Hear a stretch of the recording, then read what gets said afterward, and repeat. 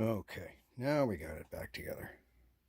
Breather cover on, wiring in place to the extent that it needs to be. Time to put the flywheel on. Move that. Okay, so now we got the crank back in, key, and we'll throw the flywheel on. There's the key right there. And we'll put the flywheel on, slip the key in, and bolt it up. All right, well, let's get the flywheel on. And all right, we got the key right back in there. Okay, and again, I gave it a good smack to throw home the, put home the taper. So she's on there good and solid. There we go. And I'll impact. I'll just do a couple of duggers with the impact just to get that on there nice and snug, and then we'll torque it on the tractor when it goes on. I'll put the fan on here too, and then we'll put the motor back on its nose and start to assemble it. Okay, now we get the flywheel back on, and the breather cover, and all the wiring, and a pan, and a dipstick, and then a starter. So now we can put the pistons in.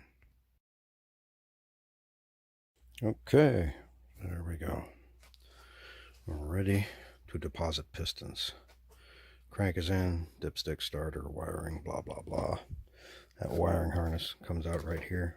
Whoops, comes out right here. And that's a, it plugs in right there on the tractor, and we're ready to go. Here's the bores. There we go. So I don't know if you can get a good angle. I think that's a pretty good 45. I think that's a pretty good 45. So I'm ready to get the pistons in, hook them up, torque the rods, and then put the cover on. No. Well, yeah. I'll torque the rods, then put the cam back in. Put the keepers in here. They go in here and here, and here and here, and put the cam back in. And again, we get a little bit of oil there because I oiled up the main bearing before I put it in. So that's that, and the breather's already together, and you can see that hole is clear, and that's where the breather is. So that's that. Put the pistons in, torque them, then put the cam followers in, drop the cam in. Obviously it's 180 degrees out of time right now, so that's the bottom of the stroke, but I'll get it up to the top, and then the cam will line up, and then I'll drop the cam in, and then we'll put the back cover on, and then the pistons will be in, and then it's time to put the heads on. So there we go. Okay, rods are snugged up, pistons are cleaned up and in, arrows are pointing towards the front of the motor. Let's confirm that here. Yeah, see, arrow pointing toward the front, arrow pointing toward the front. There we go. You can see those are standard pistons, and there we go. So we're ready to go. Next thing, cam followers. Drop the cam in. We've already got, there's the dot to get the cam lined up, and that way then we'll have the the main part of the motor put together. Again, those are I believe torqued to 100. They're all oiled up, of course. That's why there's oil all over the place. You oil everything liberally when you're putting it together. And so we're going to continue and see if we can button this case up. But there we go. The pistons are in, and they're torqued, and she's rotated around to see if we can get the cam followers in. But okay, we're going to see if I can do this with one hand and show you what's going on. So we're putting the cam followers in, and the cam followers are right here. Okay, so we're going to do that. Okay, and there's the cam right there. We got a little eagle oiler. Squirt a little in each one of those holes. There we go. And liberally coat it with, whoopsie, drop it on the floor. That's a good idea. All right, well, screw it. No, not hands-free. This is not the kind of stuff you want to put dirt-covered parts back into the motor. So I'll show you, I'll come back. Okay, cam followers are in. And I think I can do the cam one-handed. So I'm going to just reach down here and grab a hold of it very gently and not destroy it or bang it on stuff. Okay, and again, what we're looking at, there's the timing mark. Okay, and there's the timing mark on the cam. Okay, I'm going to be very careful. I'm going to rest it here for just a second so I can grab it like this.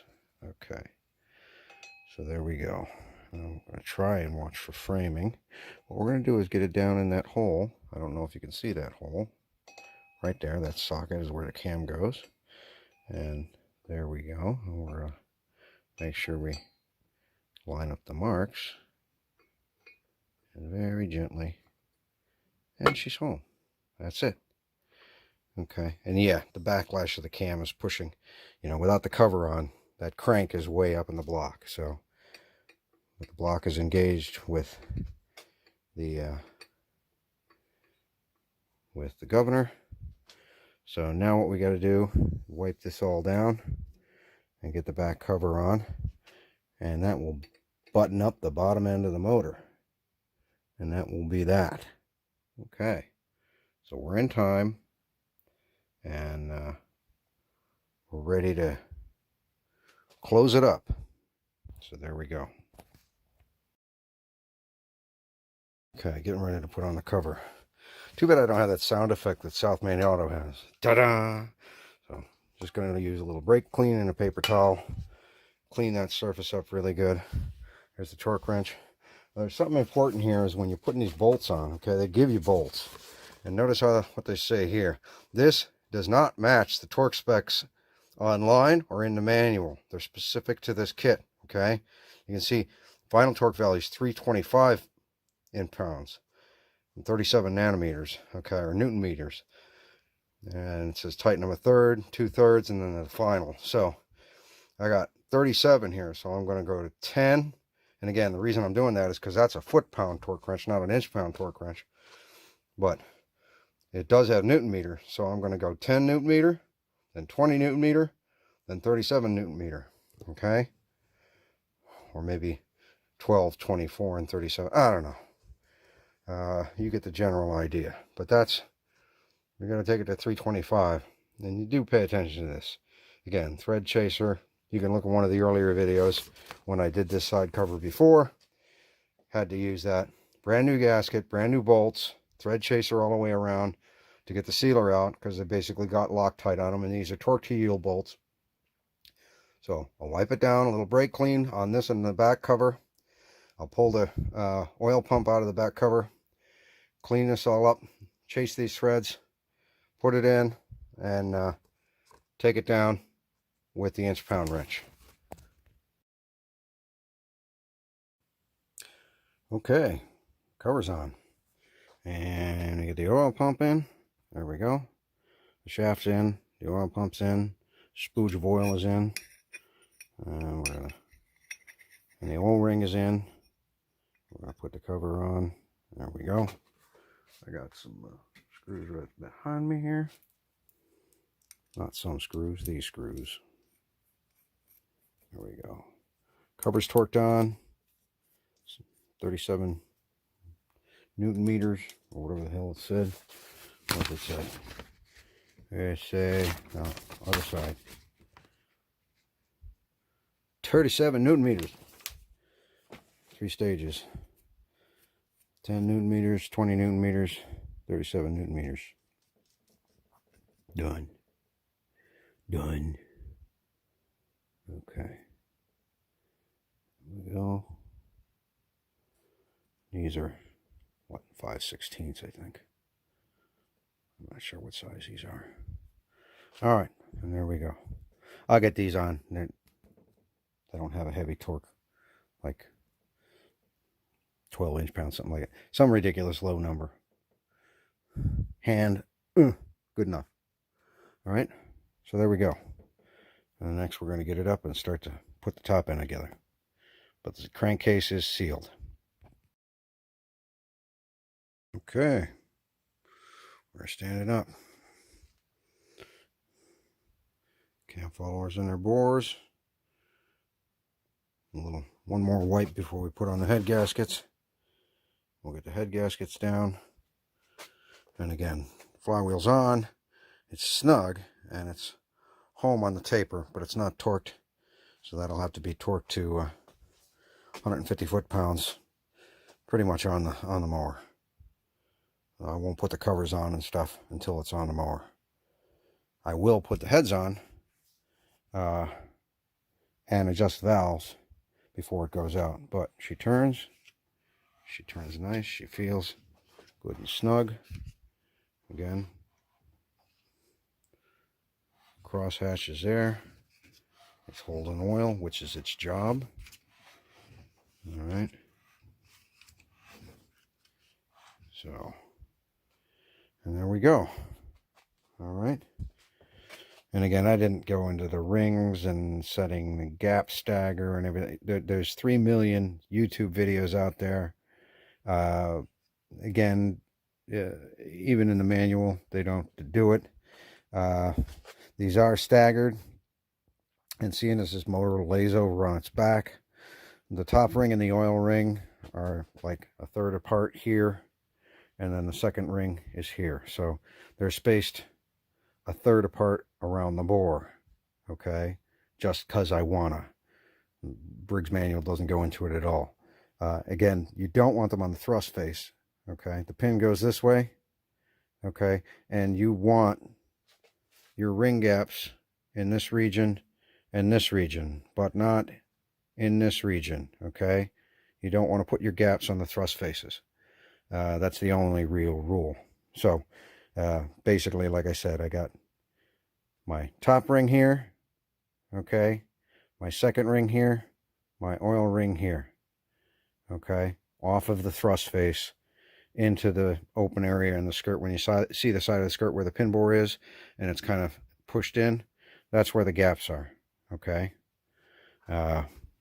Same thing here. Top ring here, second ring here, and oil ring down there. Okay. And again, you know, if you need to know how to put a piston into a bore, that's another YouTube channel too. It's just a spring compressor, you know, a ring compressor, and you just bump it home and she slides right in. And again, the rods are torqued to the base. And again, a little residue of oil never hurt nothing. As a matter of fact, I'll let it sit with some oil in the bore. That won't hurt it at all. Just a little drip. Just a little drip. Okay. You won't hurt it on the first startup. I don't want it dry. It needs to be slimy. There's that initial startup. You know, again, we're going to make sure it's full of oil. And this oil pump, because it sits on the bottom of the sump, fills with oil. Yes, the filter is going to cycle, and the filter will be filled with oil. But that's that. All right, there we go. So next job, I had oil dripping out of the cylinder when I had it laying outside, and it dripped on the mags. It's no big deal. They can live with a little oil on them. They'll be fine. Oh, there we go. So, like I said, the next step, heads, push rods, valve lash. The bottom end is buttoned up though.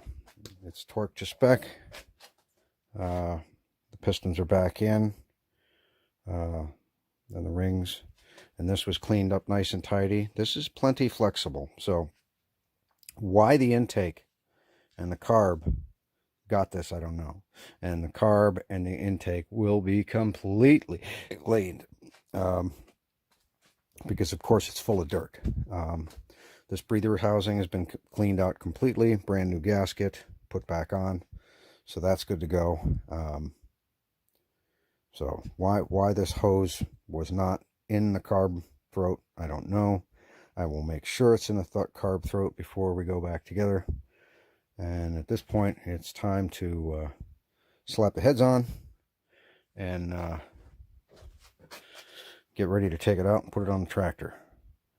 And again, Mother Nature did give me a bit of a reprieve because of the heavy rain, and it's just barely dried out now. So I got about 3 extra days out of the deal.